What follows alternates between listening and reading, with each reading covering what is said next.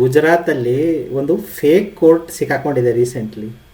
He posed as judge for years, conning people and earning hefty fees. Conman Maurice Samuel Christian has now been detained by Gujarat police. This fake judge ran a fake court, delivered bogus judgments and collected hefty fees. And this has been going on since 2019. So ಅಲ್ಲಿ ಏನಾಗಿದೆ ಅಂದರೆ 2019 ಒಬ್ಬ ವ್ಯಕ್ತಿ ಏನು ಮಾಡಿದ್ದಾನೆ, ಒಂದು ಹಾಲ್ನ ಬಾಡಿಗೆಗೆ ತಗೊಂಡು ಅಲ್ಲಿ ಸ್ವಲ್ಪ ಕೋರ್ಟ್ ಥರ ಸೆಟಪ್ ಮಾಡಿಟ್ಟಿದ್ದಾನೆ. ಮತ್ತು ಏನು ಹೇಳ್ತಿದ್ದಾನೆ, ನಮ್ಮದು ಸ್ಪೆಷಲ್ ಟ್ರಿಬ್ಯುನಲ್ ಇದೆ. ಸೊ ಯಾರಾದ್ರು ಈಗ ಫಾರ್ ಎಕ್ಸಾಂಪಲ್ ಯಾರಾದ್ರು ಲ್ಯಾಂಡ್ ಡಿಸ್ಪ್ಯೂಟ್ ನಡೀತಿದೆ ಸಿವಿಲ್ ಕೋರ್ಟಲ್ಲಿ ಅಂದರೆ, ಅಲ್ಲಿ ಹೋಗಿ ಅವ್ರನ್ನ ಎರಡೂ ಪಾರ್ಟಿನ ಕನ್ವಿನ್ಸ್ ಮಾಡಿ ಈ ಟ್ರಿಬ್ಯುನಲ್ ಇದೆ ಅಂತ ಕರ್ಕೊಂಬರೋದು. ಇಲ್ಲಿ ನಾನು ಸಾಲ್ವ್ ಮಾಡ್ತೀನಿ ಅಂತ ಹಿಯರಿಂಗ್ಸು, ಲಾಯರ್ಸು ಎಲ್ಲ ಮಾಡೋದು ಕೆಲಸ ಮಾಡಿ ಮುಗಿಸಿ ಒಂದು ಜಜ್ಮೆಂಟು ಕೊಟ್ಬಿಟ್ಟಿದ್ದಾರೆ.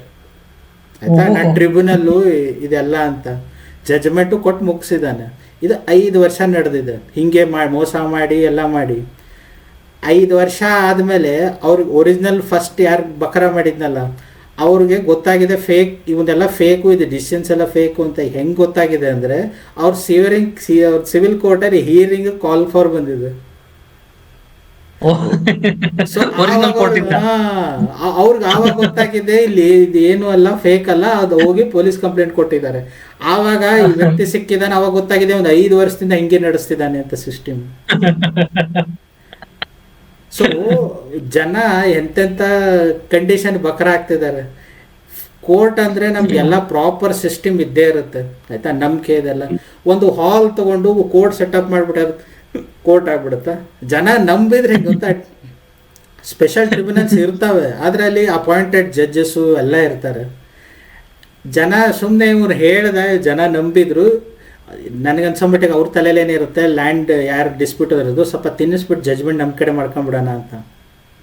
ಸೊ ಇಂಥದಕ್ಕೆ ಅವರು ಮಾಡಿದ್ದಾರೆ. ಅವನು ಜಜ್ಮೆಂಟ್ ಪಾಸ್ ಮಾಡಿ ಏನು ಜಜ್ಮೆಂಟ್ ಕೊಟ್ಟಿದ್ದಾನೋ ಗೊತ್ತಿಲ್ಲ, ಅದರ ಡೀಟೇಲ್ಸ್ ಇಲ್ಲ.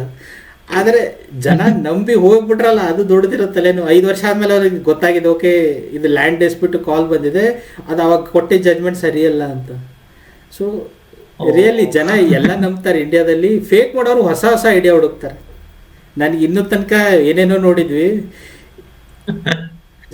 ಟ್ಯಾಲೆಂಟೆಡ್ ಗೈಸ್ ಇದ್ದಾರೆ ನಮ್ಮ ಇಂಡಿಯಾದಲ್ಲಿ. ಮಾಡ್ರು ಅಂದ್ರೆ ಇಂಥವ್ ಮಾಡ್ತಾರೆ. ಏನಾದ್ರು ದೇಶ ಉದ್ಧಾರ ಆಗೋದ್ ಮಾಡ್ರು, ಏನಾದ್ರು ಮುಂದೆ ತಗೊಂಡ್ಬಂಡ್ರು ಅಂದ್ರೆ ಇಲ್ಲ ನಾನ್ ಉದ್ಧಾರ ಆದ್ರೆ ಸಾಕು ಅನ್ನೋದ್ ಮಾಡ್ತಾರೆ. ಇದೇ ಟ್ಯಾಲೆಂಟ್ ಅಲ್ಲಿ ಉಪಯೋಗಿಸಿದ್ರೆ ನಮ್ ದೇಶ ಎಲ್ಲಿಗೂ ಹೋಗುತ್ತೆ. ಇಂಥವ್ರಿಗೆಲ್ಲ ಪ್ಲಾಟ್ಫಾರ್ಮ್ ಸಿಗ್ತಿಲ್ಲ ಅನ್ಸುತ್ತೆ. ಅವ್ರು ಇದನ್ನೇ ಅವ್ರದೇ ಓನ್ ಪ್ಲಾಟ್ಫಾರ್ಮ್ ಕ್ರಿಯೇಟ್ ಮಾಡ್ಕೊಂಡ್ಬಿಟ್ಟಿದ್ದಾರೆ, ಸ್ವಂತ ಪ್ಲಾಟ್ಫಾರ್ಮ್. ಅವರು ಅವನಿಗೂ ಎಕ್ಸ್ಪ್ರೆಷನ್ ಇರಬೇಕು, ಜಡ್ಜ್ ಆಗ್ಬೇಕು ಅಂತ. ಆದ್ರೆ ಓದೋದು ಬರೆಯೋದಾಗಿಲ್ಲ ಅನ್ಸುತ್ತೆ. ಅದಕ್ಕೆ ನಡಿ ನಾನೇ ಒಂದು ಕೋಡ್ ತೆಗೆದು ಮಾಡ್ಬಿಡೋಣ ನಮ್ದೇ ಒಂದು